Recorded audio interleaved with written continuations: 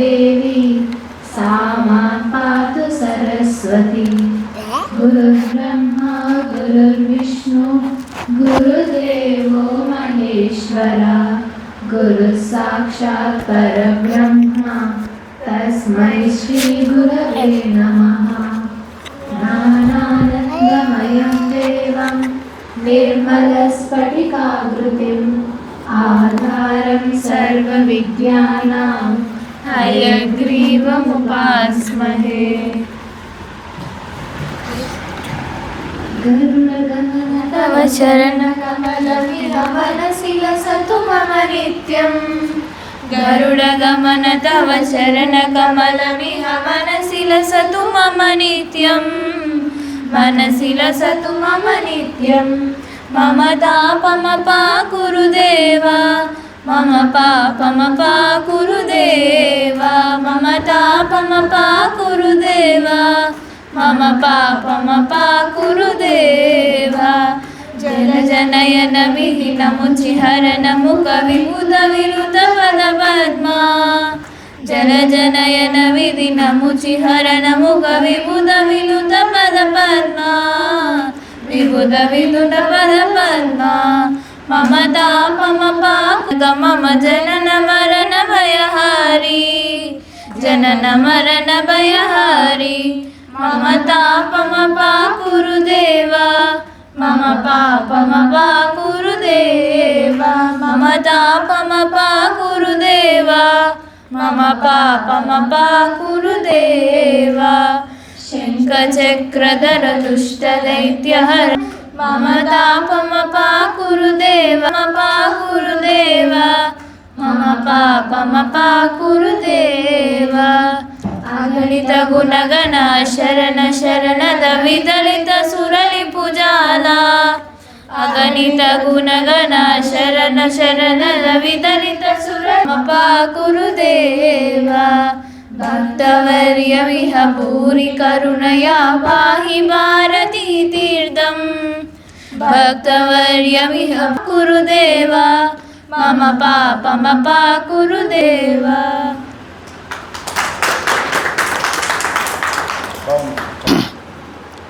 ముఖ్యంగా ఈరోజు ఆ అమ్మాయి గుడి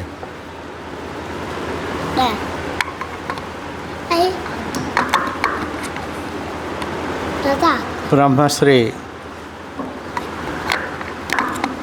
కల్వకొలను శ్రీరామచంద్రమూర్తి గారు ఈరోజు తులసివనానికి మా పిల్లల అదృష్టం కొద్దీ వారికి సమయం లేకున్నా కూడా ఇక్కడికి వచ్చారు. అట్లనే చాలా రోజుల నుంచి నా యొక్క ఆలోచన కూడా దాదాపుగా ఇదే. అయితే ఇక్కడ ఒక చిన్న వ్యత్యాసం ఉంది. ఈ వీడియో చూసే వాళ్ళకి కూడా విజ్ఞప్తి ఏమిటంటే, బ్రాహ్మణ సమాజంలో ముఖ్యంగా మనం సంధ్యావందనం, త్రికాల సంధ్యావందనం గురించి సహజంగా అందరూ అనుకునే మాట. అయితే సంధ్యావందనానికి మూలంగా అసలు ఏం చేయాలి, ఎలా చేయాలి అనే యొక్క పూర్తి వివరాలతో పాటు వాళ్ళు అభ్యసన శిక్షణ శిబిరాలను కూడా ఏర్పాటు చేసి చాలా ప్రదేశాల్లో ఇలా చేయండి అని ముద్రలతో సహా వాళ్ళు నేర్పిస్తూ ఉంటారు. అది ఆన్లైన్, ఆఫ్లైన్ కూడా. అయితే ఇక్కడ ఈనాడు మన తులసివనంలో ప్రత్యేకంగా గురువు గారిని పిలిచి ఇక్కడ ఈ యొక్క సమావేశంలో మీకు అందిస్తున్న సందేశం కొన్ని వివరాలు వారి ద్వారా కూడా మీ ముందుకు తీసుకురావాలనే ఆలోచనతోనే ఈరోజు ఈ కార్యక్రమం. ముఖ్యంగా త్రికాల సంధ్యావందనం అనగానే మాకు వ్యాపారాలు ఉన్నాయి, మాకు ఉద్యోగాలు ఉన్నాయి, లేకుంటే మాకు అసలు నేర్చుకోలేదు, ఆధ్యాత్మికం చేయడం రాదు, సాయంత్రం కుదరదు అని రకరకాలైన ఏదో మనకు చెప్తుంటారనమాట. సందేహాలని కాదు, కొన్ని వాళ్ళు వివరణ ఇచ్చుకుంటూ ఉంటారు. అంటే చేయలేము అని చెప్పడం ఇండైరెక్ట్గా.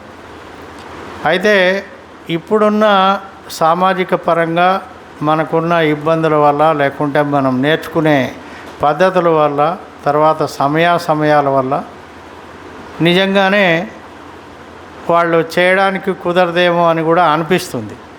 కానీ సంధ్యావందనం నిజంగా ఎంత సమయం పడుతుంది?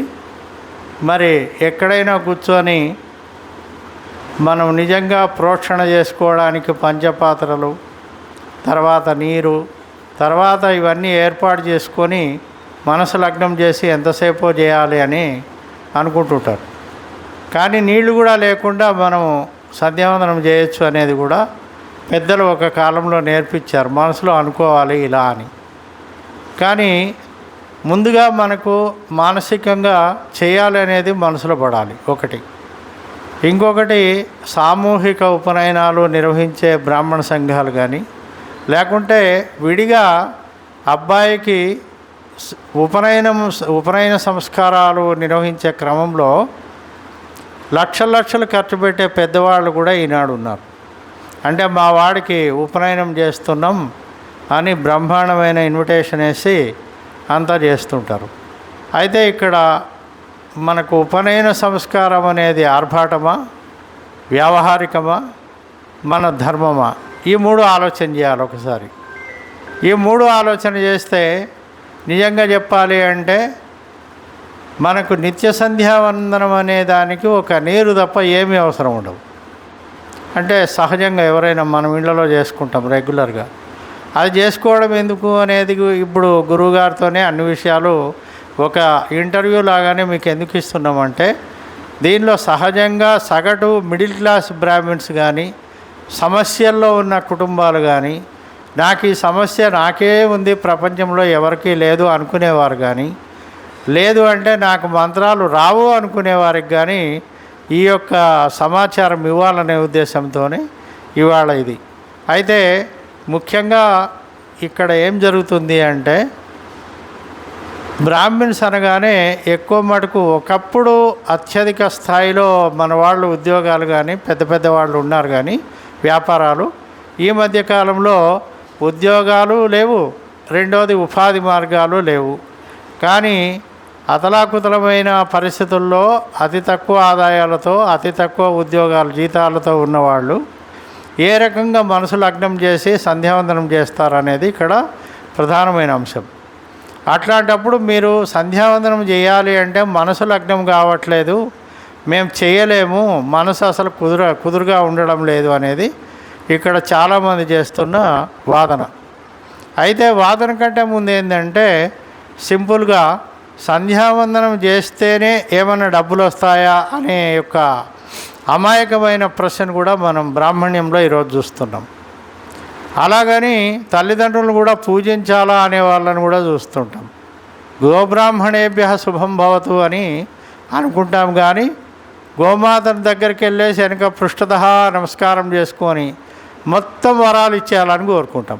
అంటే మనిషి ఎక్కడ పోతున్నాడు అంటే, ఏ కార్యక్రమం చేసినా, ఏ యొక్క ఉద్దేశంతో మాట్లాడినా, ఎలా ఉన్నా నాకు భగవంతుడు ఏమిస్తున్నాడు అనే యొక్క ఆలోచన చేస్తున్నాడు తప్ప, దైనందిన చర్యలో ఈ యొక్క సంధ్యావందనమే మనకు బ్రాహ్మణులకి ఖచ్చితమైన మేధస్సు వస్తుంది, వాళ్ళకు ఒక విద్వత్వం ఉంటుంది అనేది ఈ రకంగా మనము తెలుసుకోవాల్సిన అంశం ఉంది. కాబట్టి ఇవాళ ప్రత్యేకించి సంధ్యావందనాది క్రతువులలో దేశవ్యాప్తంగా ఎన్నో రకాలైన కార్యక్రమాలను సృష్టిస్తూ ఆ రకంగా అభ్యసన శిక్షణా శిబిరాలను నిర్వహిస్తున్న బ్రహ్మశ్రీ శ్రీరామచంద్రుల వారికి నేరుగా మా విన్నపం ఏంటంటే, సార్ ఈరోజు వాస్తవానికి మా యొక్క ఆర్థిక పరిస్థితులు బాగలేవు, మాకు మానసికంగా మేము సంధ్యావందనం పైన కానీ కూర్చొని లగ్నము చేయలేకపోతున్నాం అన్నారు. వారి గురించి మీరు దయచేసి వీలైనంత వరకు సవివరంగా వివరిస్తారని మనవి. సదాశివసమారంభాం వ్యాసశంకరమధ్యమాం అస్మదాచార్యపర్యంతాం వందే గురు పరంపరాం. మంచి ప్రస్తుత సమాజానికి ప్రస్తుత పరిస్థితులను అద్దం పడుతూ కావలసినటువంటి విషయాలన్నింటినీ సమగ్రంగా సమాలోచన చేసే విధంగా పాయింట్ వైజ్గా చెప్పారు గిరిప్రసాద్ శర్మ గారు. అభినందనలు వారికి. ఇవాళ సమాజంలో ఉన్నటువంటి ప్రశ్నలు చాలామందికి, సంధ్యావందనం చేస్తే నాకేమొస్తుంది, ఆర్థికంగా నాకు వెసులుబాటు లేనప్పుడు నేను సంధ్యావందనం చేస్తే నాకు ప్రయోజనమా, క్షేమస్థైర్య ధైర్య వీర్య విజయాభయ ఆయురారోగ్య ఐశ్వర్యాణం అభివృద్ధిరస్తు అని సంకల్పం మరి సంధ్యావందనంలో ఉండదు కదా. నేను భగవంతుడిని ఏమన్నా ప్రార్థన చేసినా నాకేమన్నా రావాలి అనేటువంటి ఆలోచనతో చెయ్యాలి అని శాస్త్రం కూడా చెప్పినటువంటి మాట నిజమేనండి. ప్రయోజనం అనుద్దిశ్య నమందోపి ప్రవర్తతే అంటుంది శాస్త్రం. ప్రయోజనం లేకుండా ఏ పని చేయకయ్యా అని. అందుకని మన మహర్షులు మనకి చెప్పినప్పుడు సంధ్యావందనం చెయ్యండి అని చెప్పారు అంటే ప్రయోజనం లేకుండా చెయ్యమని చెప్పరు. దాంట్లో విశేషమైనటువంటి ప్రయోజనం ఉన్నది. సంధ్యావందనంలో కూడా విశేషమైనటువంటి ప్రయోజనాలు ఉన్నాయి కాబట్టే సంధ్యావందనం చేయమన్నారు. ఎక్కడ ప్రయోజనము అంటే సంధ్యావందనంలో ఒక మంత్రం వస్తుంది, ఆయు పృథివ్యాం ద్రవిణం బ్రహ్మవర్చసం మహ్యం దత్వా ప్రజాతం బ్రహ్మలోకం అని. అంటే సంధ్యావందనం చేసేటువంటి వారికి ఈ భూమి మీద ముందు కలిగేది ఆయుష్. శతమానం భవతి అని ఆశీర్వదిస్తారు. ఎవరు ఆశీర్వదించినా 100 కోట్ల ప్రాప్తిరస్తు అని ఎవరు ఆశీర్వదించరు. ఎందుకంటే ముందు ఆయుష్ ఉంటే అప్పుడు ఏమన్నా ఉండి ప్రయోజనం. ముందు ఆయుష్ ఉండాలి ఎవరికైనా సరే. 100 సంవత్సరాలు బతికితే ఏమన్నా సాధించగలడు. కాబట్టి ఆయు పృథివ్యాం అనే భూమి మీద ఆయుష్ పూర్తిగా ఉండాలి. ఆ తర్వాత ద్రవిణం అంటే సంపదలన్నీ కూడా సమకూరుతాయి. బ్రహ్మవర్చసం అంటే బ్రహ్మవర్చస్సు కూడా పెరుగుతుంది. మహ్యం దత్వా ప్రజాతుం అంటే సంతానము వంశాభివృద్ధి కలుగుతుంది. ఇవన్నీ నేను చెప్పే మాటలు కావు. వేదమంత్రాలలో మహర్షులు మనకి నిక్షిప్తం చేసి వారు మనకు అందించినటువంటి మాటలు వేదమంత్రాలు ఆధారంగా చెప్తున్నటువంటి మాటలు. ఎందుకంటే నా మాటలతో పని లేదు. మనం శాస్త్రం ఏం చెప్పింది, వేదం ఏం చెప్పింది అది మాత్రమే చూద్దాం. అందుకని ఆయు పృథివ్యాం ద్రవిణం బ్రహ్మవర్చసం మహ్యం దత్వా ప్రజాతుం అంటే వంశాభివృద్ధి జరుగుతుంది. ఇవాళ సమస్య సమాజంలో ఏమున్నది అంటే చదువు రావడం లేదు, చదువు వస్తే ఉద్యోగం రావడం లేదు, ఉద్యోగం వస్తే వివాహం అవ్వడం లేదు, వివాహం అయితే సంతానం కలగడం లేదు. మేజర్ సమస్యలు వీటిల్లోనే ఉన్నాయి. పిల్లవాడు సరిగ్గా పిల్లో అమ్మాయో సరిగ్గా చదవడం లేదనో, లేదా చదివితే ఉద్యోగం రాలేదనో, ఉద్యోగం వస్తే వివాహం అవ్వలేదనో, వివాహం అయితే సంతానం కలగలేదనో. మళ్ళీ దీన్ని ఎక్స్టెండ్ చేస్తే తర్వాత మళ్ళీ మనవడు కలగాలి, అవి పెరగాలి, మళ్ళీ వాడికి చదువు రావాలి. ఇవే నడుస్తున్నాయి. ఈ ధర్మార్థ కామ మోక్ష అనేటువంటి 4 పురుషార్థాలు ఈ లోకంలో ఈ కాలంలో ఉన్నవి ఈ 4గా నడుస్తున్నాయి. ఈ 4టిని సంధ్యావందనం అడ్రస్ చేసింది. సంధ్యావందనంలో ఆయు పృథివ్యాం ద్రవిణం బ్రహ్మవర్చసం మహ్యం దత్వా ప్రజాతం బ్రహ్మలోకం. శరీరం పడిపోయిన తర్వాత బ్రహ్మలోక ప్రాప్తి. అందుకనే ఒక్క సంధ్యావందనం చేయవయ్యా, మిగతావేవి చెయ్యకపోయినా పర్వాలేదన్నారు. చాలామంది ఏం చేస్తున్నారంటే నాకు కనబడుతూ ఉంటారు, మేము రోజు విష్ణు సహస్రనామ పారాయణ చేస్తామండి, సంతోషం మంచిదే. మేము రోజు రుద్రాభిషేకం చేస్తామండి, సంతోషం మంచిదే చెయ్యి. మేము రోజు లలితా సహస్రనామం చదువుతామండి, మేము శ్రీచక్రార్చనలు చేస్తున్నామండి, బాగుంది అవన్నీ చెయ్యి. కానీ సంధ్యావందనం చేస్తున్నావా అంటే అది మాత్రం టైం లేదండి అంటున్నారు. సంధ్యాయేన విజ్ఞాత సంధ్యాయే నవుపాసిత శాస్త్రం స్పష్టంగా చెప్పేసిందండి. యావజ్జీవం భవేద్ దుఃఖ, జీవించినంతకాలము ఆనందంగా సంతోషంగా ఉండడానికి అవకాశం కలగాలి అంటే సంధ్యావందనం చేయమన్నారు. ఎందుకు సంధ్యావందనం చేయమన్నారు అంటే యదన్నాత్ కురుతే పాపం తదన్నాత్ ప్రతిముచ్యతే అంటుంది సంధ్యావందనంలో చెప్పే మంత్రం ఇది. అంటే ఏ పూట చేసిన పాపము ఆ పూట కడిగేసుకొని మనము ఫ్రెష్ అవుతాం. ఇప్పుడు తులసి వనమని పేరు పెట్టారు. మాతస్ తులసి గోవింద హృదయానందకారిణ, పవిత్రమైనటువంటి అన్ని వృక్షాలలోకి అతి పవిత్రమైనటువంటిది తులసి. ఆ తులసి వనంలో అడుగుపెట్టినటువంటి వాడు కూడా పవిత్రుడైపోతాడని చెప్తున్నది శాస్త్రం. అందుకని ప్రతి ఇంట్లో కనీసం వనం కాపోయినా ఒక తులసి మొక్కన్న పెట్టుకోవయ్యా, దాని ద్వారా నీ ఇంటికి మంచి జరుగుతుంది, నీ ఇల్లు పవిత్రమవుతుంది. ఇల్లు పవిత్రమవటం అంటే ఏంటి? ఆలోచనలు పవిత్రమవుతాయి. పవిత్రమైనటువంటి ఆలోచనలు అంటే ఏమిటి? ధర్మానికి సంబంధించినటువంటి ఆలోచనలు కలుగుతాయి. ధర్మంగా మనిషి జీవించడానికి ఏది కావాలో అటువంటి ఆలోచనలు కలుగుతాయి. ఎందుకంటే యతో బుద్ధి తతో దృష్టి, యతో దృష్టి తతో మనః, యతో మనః తతో భావః, యద్భావం తద్భవతి అన్నది శాస్త్రం. కాబట్టి నీకు ఎటువంటి ఆలోచనలు కలుగుతాయో అటువంటి పనులు చేస్తూ ఉంటావు. కాబట్టి ధర్మమునందు అనురక్తి కలిగించేటువంటి ఆలోచనలు కలిగేటట్టుగా నువ్వు కనుక ప్రవర్తించగలిగితే నీకు మేలు జరుగుతుంది. అందువల్ల నీ ఆలోచనల్ని పవిత్రంగా పెట్టుకో. ఆలోచనలు పవిత్రంగా పెట్టుకోవాలి అంటే సంధ్యావందనం చేయాలి. సంధ్యావందనం చేయడం ద్వారా గాయత్రి మంత్రంలో ఏదైతే అర్థం మనం చెప్తున్నామో యో దేవ సవిత అస్మాకం దేవధర్మాది గోచర అంటున్నాం. అంటే ఎవరైతే ఆ దేవతా స్వరూపంగా దైవ స్వరూపంగా ఉన్నటువంటి సూర్యభగవానుడు ఉన్నాడో ఆయన నుండి వచ్చేటువంటి వెలుగు కాంతి జ్యోతి వల్ల నా యొక్క బుద్ధిని ప్రచోదన చేయాలి అని. సంధ్యావందనం మనం ఇంగ్లీష్లో చెప్పుకోవాలి అంటే సంధ్యావందనం చేసినా గాయత్రి చేసినా జరిగే ప్రయోజనం ఏమిటి అంటే సింపుల్గా మనం చెప్పాలి అంటే enlighten my mind, direct my will towards what is right and let me lead a truly wise life. అదే మనం చేసే ప్రార్థన సంధ్యావందనం. సంధ్యావందనం అని మహర్షులు మనకి సంస్కృతంలో చెప్పేటప్పటికి ఏదో కష్టంగా పెద్దగా అనిపిస్తోంది, కానీ నిజానికి సంధ్యావందనం అనేటువంటిది ఒక 10 నిమిషాలు. గిరిప్రసాద్ సంబారాలని సమకూర్చుకోవాలి, బోళ్ళంత ఖర్చు. పూజ చేయాలంటే బోళ్ళని సంబారాలు ఏర్పరచుకోవాలి, తులసిమాలలు దేవాలి, లేకపోతే పూలమాలలు దేవాలి, ఆ షోడశోపచారాలకి కావలసిన ద్రవ్యాలు ఏర్పరచుకోవాలి. ఇవన్నీ ఏమీ లేకుండా కూర్చొని సంధ్యావందనం చేసుకోవచ్చు. అందువల్ల సంధ్యావందనం అంటే ఏమిటి? సంధికాలంలో చేసేటువంటి వందనము. అది జంతువునాం నరజన్మ దుర్లభం అతః పుంస్త్వం తతో విప్రతాః ముక్తిర్నో శతకోటి జన్మ సుకృతైర్పుణ్యైర్వినా లభ్యతే అన్నారు ఆదిశంకర్ల వారు. అంటే 84 లక్షల జీవరాశులు ఉన్నాయి. ఈ 84 లక్షల జీవరాశుల్లో ఉద్భిజములు, స్వేదజములు, అండజములు అని రకరకాల జీవరాశులు ఉన్నాయి. పక్షులు ఉన్నాయి, అలాగే పశువులు ఉన్నాయి, సరే మనుషులు ఉన్నారు, ఆకాశంలో ఎగిరే పక్షులు ఉన్నాయి, నీళ్లలో ఉండే జలచరాలు ఉన్నాయి. ఇవన్నీ 84 లక్షలు ఉంటే దాంట్లో 83,99,999 జీవరాశులకి లేనటువంటిది ఒక్క మనుష్య జాతికి ఒక్కటికే పెట్టాడు భగవంతుడు. ఏమిటి అంటే ఏది ధర్మము ఏది అధర్మము అని ఆలోచించేటువంటి బుద్ధి.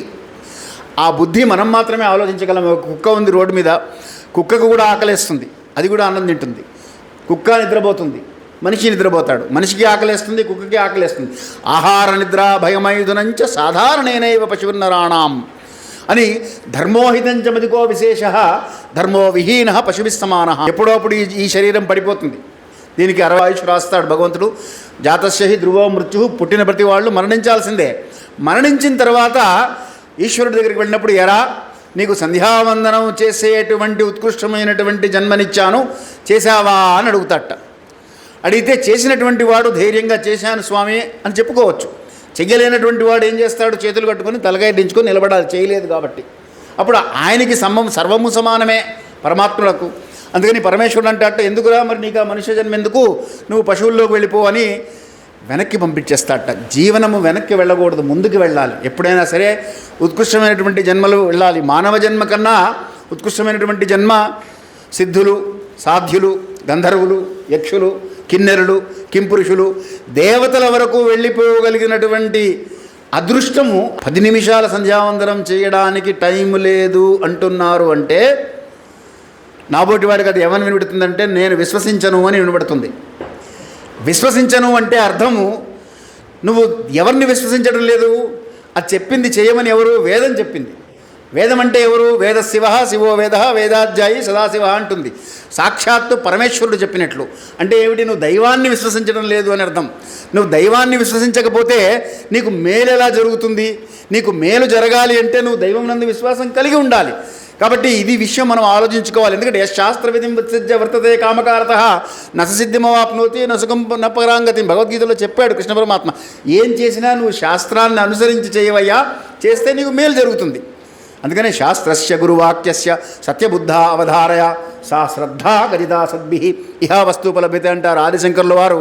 మహానుభావులు ఆయన మనకు చేసినటువంటి మేలు అంతా ఇంతా కాదండి. ఇవాళ మనం ఈ మాత్రం ఆనందంగా బతకగలుగుతున్నాము అంటే అప్పుడున్నటువంటి పరిస్థితి. త్వరలో మనకి శంకర జయంతి రాబోతోంది. మహానుభావుడు ఆయన అటువంటి కారణ జన్ములు కాబట్టి శంభోర్ మూర్తిశ్చరతి భువనే శంకరాచార్య రూప అంటారు. సాక్షాత్ ఒక్క రక్తపు బొట్టు కూడా చిందించకుండా అప్పటికి ఉన్నటువంటి అవైదిక మతాలు 72 అవైదిక మతాలు ఉంటే వాటన్నిటినీ ఖండించి ఈ వేదమునే ప్రతిపాదనగా పెట్టి దాన్ని భూమి మీద నిలబెట్టి వెళ్ళినటువంటి వారు. వారు చెప్పే మాట శాస్త్రస్య గురువాక్యస్య సత్యబుద్ధ అవధారయ అంటారు. శాస్త్రము నిజము అని నమ్మాలి మనం ఫస్ట్. ఆ నమ్మకం ఎక్కడైతే వస్తుందో అక్కడ మేలు జరుగుతుంది. ఎప్పుడైతే మేలు జరగడం ప్రారంభమవుతుందో అక్కడ ఇందాక గిరిప్రసాద్ శర్మ గారు అన్న అన్నిటికీ సమాధానం దొరుకుతుంది. సమయం లేదు, డబ్బులు లేవు, అవకాశం లేదు, ఓపిక లేదు, బస్సులో వెళ్తున్నాను, కారులో వెళ్తున్నాను, ఎలా ఉన్నా చేసుకోవడానికి మార్గాలు చెప్పింది శాస్త్రం. ధర్మశాస్త్రంలో మన సనాతన ధర్మంలో గొప్ప విశేషం ఏమిటంటే, చాలామందికి ఉండేటువంటి ఒక అపోహ, గంగా స్నానం చెయ్యాలి అంటే కాశీకి పోయి చేస్తేనే గంగా స్నానం చేసినట్లు అనుకుంటారు. కరెక్టే, వీలుంటే కాశీకి వెళ్ళి చేయి, హరిద్వార్కి వెళ్ళి చేయి, తప్పు కాదు.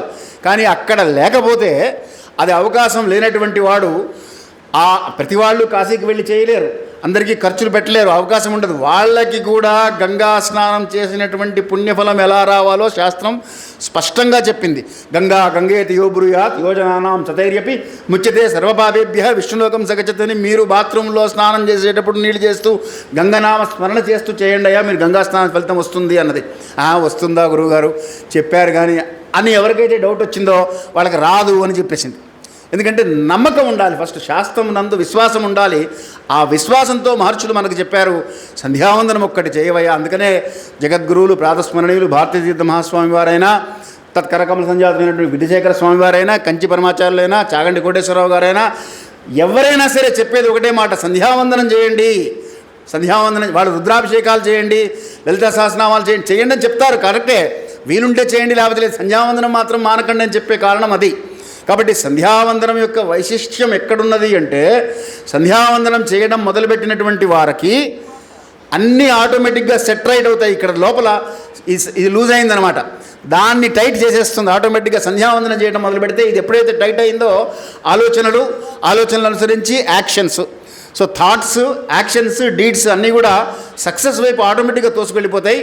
ఇది మహర్షులు చెప్పారు, మనకి పురాణాల్లో కనబడుతుంది. ప్రత్యక్షంగా కూడా ఈ 2026 సంవత్సరంలో కూడా మనకి ప్రత్యక్షంగా ఇక్కడ బోల్డ్ ఉదాహరణలు. ఎవరికన్నా సందేహాలు ఉంటే నన్ను తర్వాత సంప్రదించండి. ఇక్కడ హైదరాబాద్లో ఉండేటువంటి వాళ్ళని కూడా నేను పరిచయం చేస్తాను. ఆ సంధ్యావందనాలు చేసి సమస్యలు సాల్వ్ చేసుకున్నటువంటి వాళ్ళకి ప్రత్యక్షంగా మీరు వాళ్ళతో కూడా మాట్లాడచ్చు. కాబట్టి ఇది ఏదో మాటలు చెప్పడం కాదు, మనకి ప్రత్యక్ష అనుభవపూర్వకంగా కనబడుతున్న ప్రత్యక్షం ప్రమాణము. మనకి ప్రమాణ శాస్త్రం కొన్ని చెప్తుంది, ప్రత్యక్షంగా కానీ, అనుభవంగా కానీ, సందేహంగా కానీ, అలా రకరకాలుగా చూడవచ్చు అని. కాబట్టి ప్రత్యక్ష ప్రమాణాలతో రుజువైనటువంటి అంశం కనుక సంధ్యావందనం చేసి, ఒక్క 10 నిమిషాలు సంధ్యావందనం, ఎక్కువ సమయం పట్టదు సంధ్యావందనానికి. మొదలు నేర్చుకునేటప్పుడు అరగంట పట్టచ్చు, 45 నిమిషాలు పట్టచ్చు.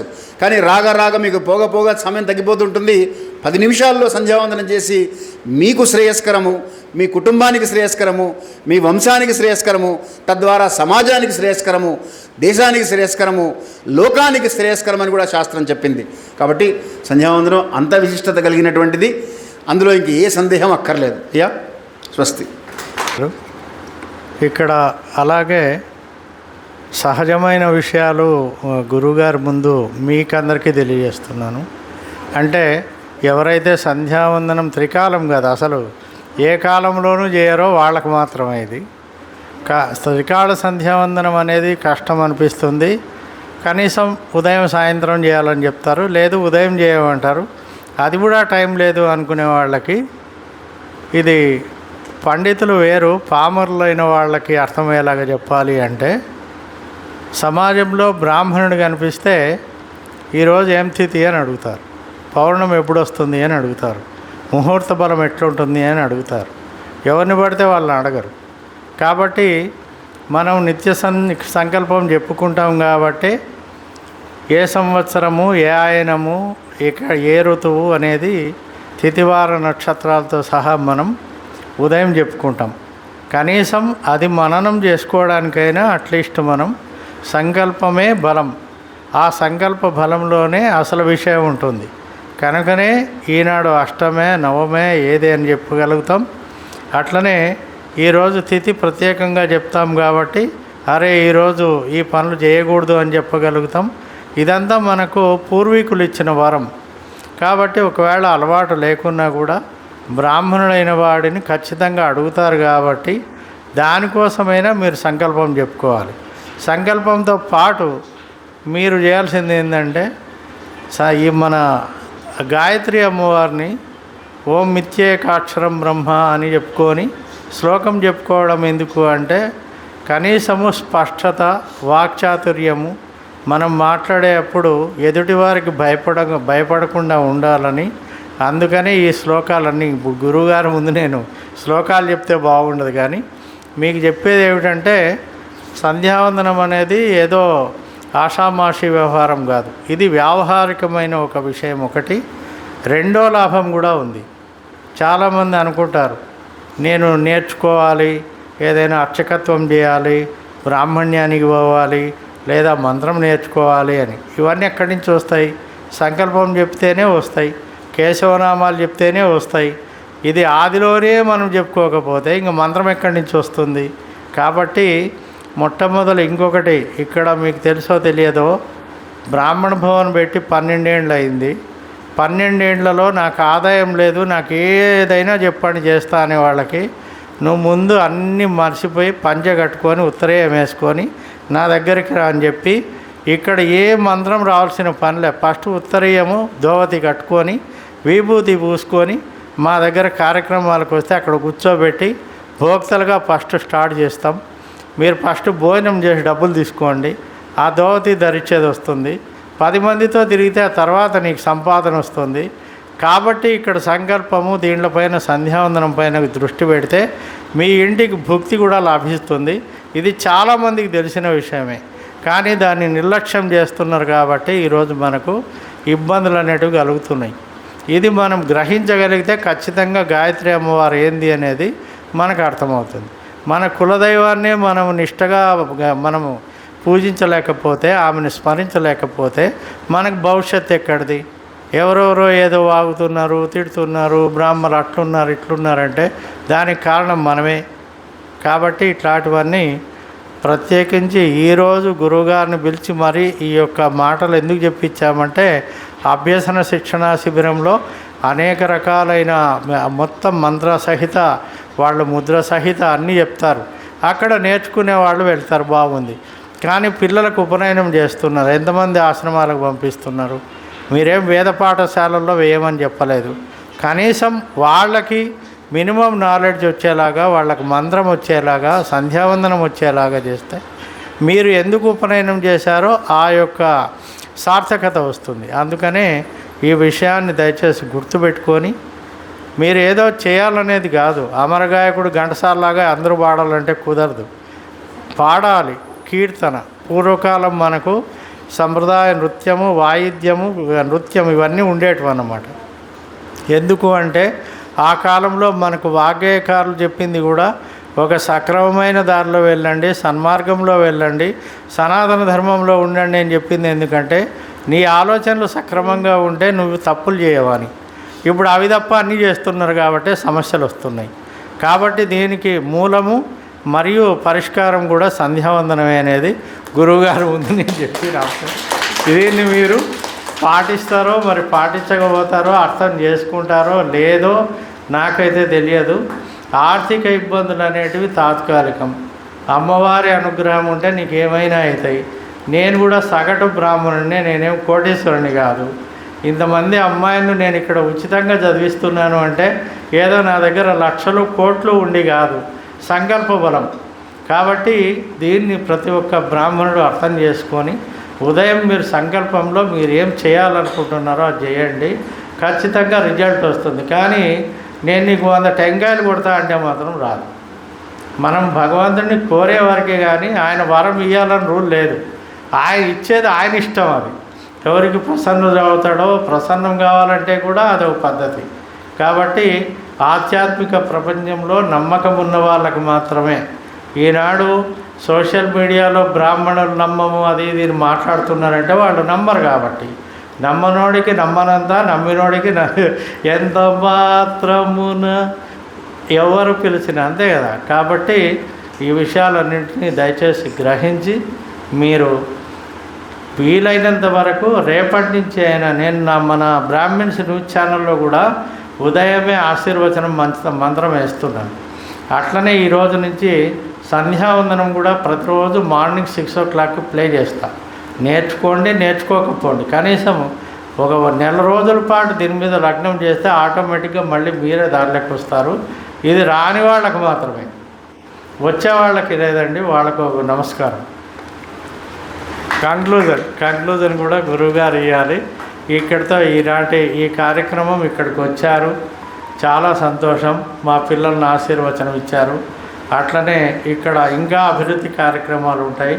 ఇక్కడ ముఖ్యంగా మా పిల్లల యొక్క విషయం ఏంటంటే, మేము ఎక్కువ టార్గెట్, మా ఆలోచన ఏంటి అంటే, గ్రామాల్లో పనిచేస్తున్న అర్చకులు పురోహితుల యొక్క బిడ్డలు ఏదైనా చిన్న ఏదైనా అర్చకత్వమో లేకుంటే మంత్రమో లేకుంటే భోక్తలో వాళ్ళకు సంబంధించిన పిల్లలే ఎక్కువ మా దగ్గర ఉన్నారు.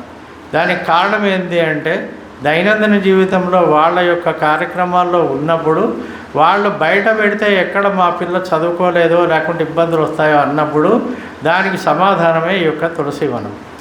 నమస్కారం.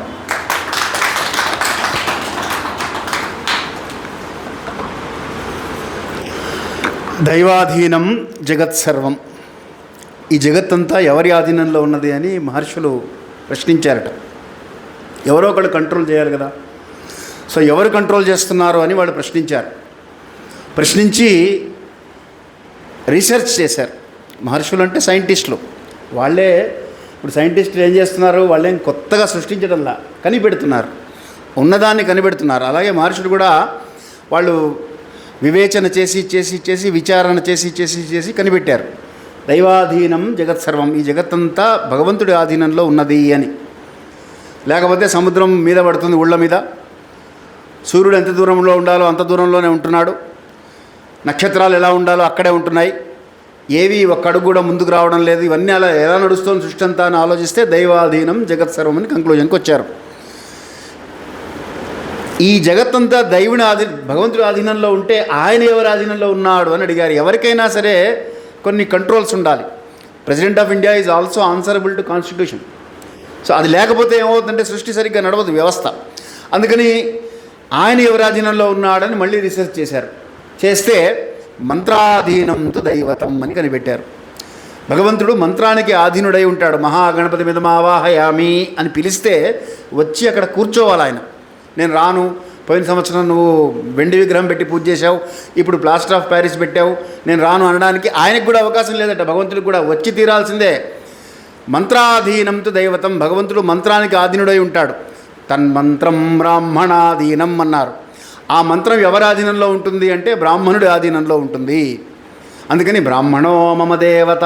భూసురుడు అని పిలిచేవారు. భూసురుడు అంటే భూమి మీద నడిచే దేవతలు అని.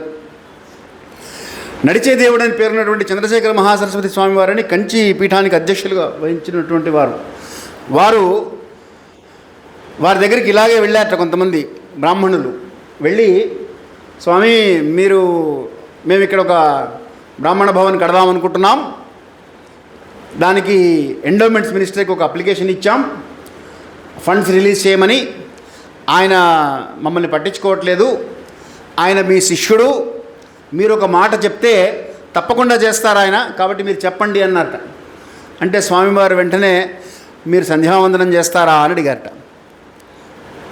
కొంతమంది చేస్తామని, కొంతమంది చేయమని వాళ్ళ వీళ్ళని బట్టి చెప్పారు. అలా కాదు, మీరందరూ సంధ్యావందనం చేయండి. ఆ మినిస్టర్కి కూడా మంత్రి పదవి ఇచ్చింది గాయత్రి అమ్మవారే. మీరు కానీ సంధ్యావందనం చేయడం మొదలు పెడితే అమ్మవారే ఇస్తుంది, వెళ్ళండి అని పంపించారు. వాళ్ళు 40 రోజులు తిరగకుండా మళ్ళీ స్వామివారి దగ్గరికి వచ్చారు. ఏమిటి మళ్ళీ వచ్చారన్నారు.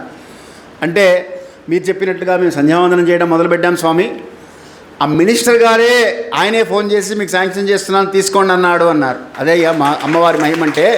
కాబట్టి సంధ్యావందనం చేస్తే అమ్మవారి ఇస్తుంది. కాబట్టి మంత్రాధీనంతో దైవతం ఇది వదిలిపెట్టేసింది. కాబట్టి ఇవాళ బ్రాహ్మణ సమాజము ఎవరు సహాయం చేస్తారా సహాయం అడగడంలో తప్పులేదు, తీసుకోవడంలో తప్పులేదు. కానీ అడిగితే అన్నీ ఇచ్చేటువంటి పరమాత్మ అయినటువంటి గాయత్రి అమ్మవారే నీ వెనకాలంటే ఇంకా వాళ్ళని వీళ్ళని అడగడం ఎందుకు? డైరెక్ట్గా అమ్మవారిని అడగచ్చు కదా. ఇప్పుడు త్యాగరాజస్వామి అంటారు, రాముడే నా తోడుంటే ఇంక నాకెవరయ్యా, ఇంకెవరు తక్కువేమి మనకు, రాముండొక్కడుండు వరకు పక్కతోడుగా భగవంతుడు తను చక్రధారి అయి చెంతనే ఉండగా ఇంకా చింత ఏమిటి, ఇంకా చింతలక్కర్లేదు. అది వదిలేశారు కాబట్టే ఇవాళ సమాజము ఎవరు సహాయం చేస్తారా ఎవరు చేస్తారా అని చూస్తుంది. కాబట్టి ఎప్పుడైతే ఆ గాయత్రిని పట్టుకుంటామో ఆటోమేటిక్గా మళ్ళీ అన్నీ సమకూరుతాయి. అందుకని మరొకసారి విన్నపం ఏమిటంటే, బాగుపడాలి సమాజము అనుకున్నటువంటి వారందరూ కూడా ముందు మీతో ప్రారంభం చేయాలండి. స్వామి రామకృష్ణ ఒక్క విషయం చెప్పి ముగిస్తాను, సమయం తీసుకుంటున్నాను కొద్దిగా. ఎందుకంటే నమ్మకము అనేటువంటి అంశం మీద ఒక చర్చ వచ్చింది కాబట్టి, భగవంతుని యందు నమ్మకం మనందరికీ ఉన్నది, కానీ నమ్మకం కాదు కావాల్సింది, విశ్వాసం ఉండాలి అంటారు స్వామి రామకృష్ణ పరమహంస. ఈ విశ్వాసం లేకపోతే పనిచేయదు. మనందరికీ నమ్మకం ఉంది కానీ విశ్వాసం ఉండదు. నమ్మకానికి విశ్వాసానికి తేడా ఏమిటి అంటే, ఆయన చెప్తారు, కలకత్తాలో పెద్ద పెద్ద బిల్డింగ్లు ఉంటాయి. రోప్ వాకింగ్ అని ఒక ట్రిక్ ఉండేది ఇదివరకు. ఆ బిల్డింగ్ నుంచి ఈ బిల్డింగ్కి రోప్ కట్టి ఆ తాడు మీద నడిచేవారు. కింద నుంచి చూసిన వాళ్ళు అదొక విద్య, అదొక ప్రదర్శన. అది చూసి అందరూ ఆశ్చర్య, అద్భుతం అనమాట. అలా పడిపోకుండా దాని మీద నడవగలగడం, ఈ బిల్డింగ్ నుంచి అవతల బిల్డింగ్కి ఆ తాడు మీద నడవడం అనేది విశేషం. సో ఇట్లాగే రోప్ వాకర్ వచ్చాట, కట్టాడు, డప్పు కొట్టాడు, నేను నడుస్తున్నాను చూడండి అన్నాడు. ఇటు నుంచి అందరు చూస్తుండగా ఇటు నుంచి అటు నడిచాడు. నడవగానే వీళ్ళందరూ చప్పట్లు కొట్టారు. ఇప్పుడు నేను నడవగలను నమ్మకం మీకు ఉంది కదా అన్నాడు. ఓ నమ్మకం ఉందన్నాడు. అనగానే సరే ఇప్పుడు చూడండి అని ఒక 3 ఏళ్ల పిల్లవాడు, ఇటువంటి పిల్లవాడిని ఒకటి ఎత్తుకొని అట్నుంచి ఇటు నడిచేట. మళ్ళీ వీళ్ళందరూ కంగారు పడుతున్నారు, పిల్లవాడిని ఎత్తుకున్నాడు, వీడు పడ్డాడంటే వీడు పెద్దవాడు పర్వాలేదు, పాపం అనవసరంగా పిల్లవాడిని ఇబ్బంది పెట్టేస్తాడు, ఎందుకు వచ్చిన గొడవ, వీడు అనవసరమైన పని చేస్తున్నాడని భయపడేవాళ్ళు, చప్పట్లు కొట్టేవాళ్ళు, కేరింతలు కొట్టేవాళ్ళు, అద్భుతం అని చూసేవాళ్ళు, ఆశ్చర్యంగా చూసేవాళ్ళు అందరూ చూస్తున్నారు రకరకాలుగా.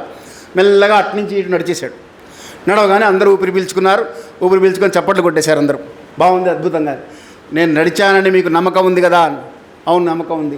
పిల్లవాడితో కూడా నడిచానని నమ్మకం ఉంది కదా. నమ్మకం ఉంది. మనందరికీ భగవంతుడి మీద అంతవరకే ఉంది. ఇప్పుడు అబ్బాయి అన్నట్ట, మీ పిల్లవాడిని నాకు ఇవ్వండి, ఇటు నుంచి అటు నడుస్తానన్నట్ట. అనగానే అందరూ అక్కడి నుంచి వెళ్ళిపోయారు. ఎందుకు వచ్చిందిరా బాబు, పడేసాడంటే కష్టం అని. అంటే విశ్వాసం అంటే అది.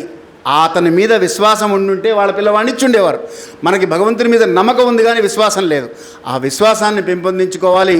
ఆ విశ్వాసం కలిగితే అప్పుడు మనకి భగవంతుడి యొక్క అనుగ్రహం కలుగుతుంది అని రామకృష్ణ పరమహంస చెప్పేటువంటి విషయం. కాబట్టి మనందరికీ కావాల్సింది ఇప్పుడు ఇవాళ సమాజంలో విశ్వాసం అనేటువంటిది కావాలి. దాని ద్వారా భగవద్ అనుగ్రహం తప్పకుండా లభిస్తుంది. ధర్మస్య విజయోస్తు.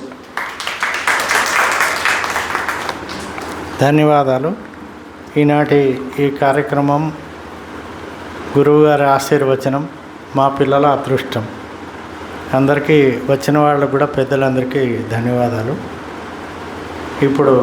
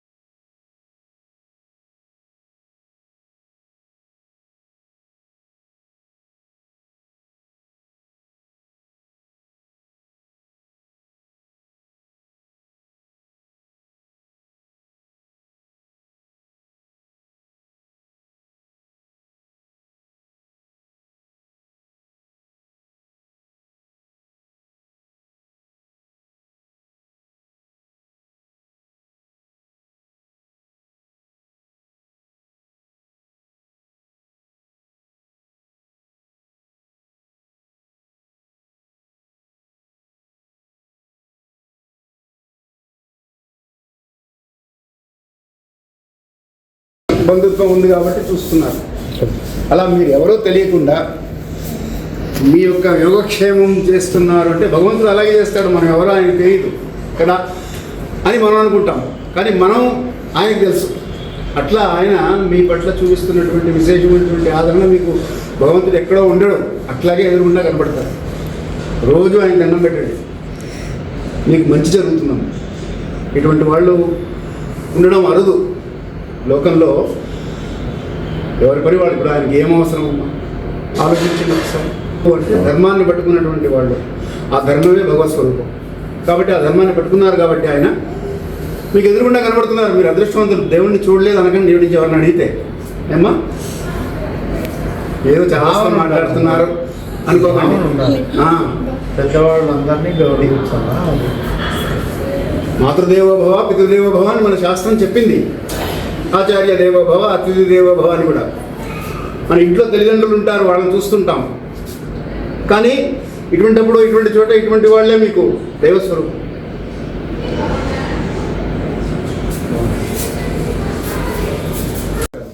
ఇంటర్న్షిప్ ఎక్కడ?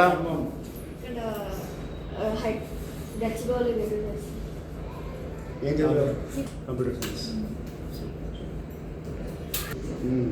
గురువు గారు ఫోటో పెట్టుకుంటూ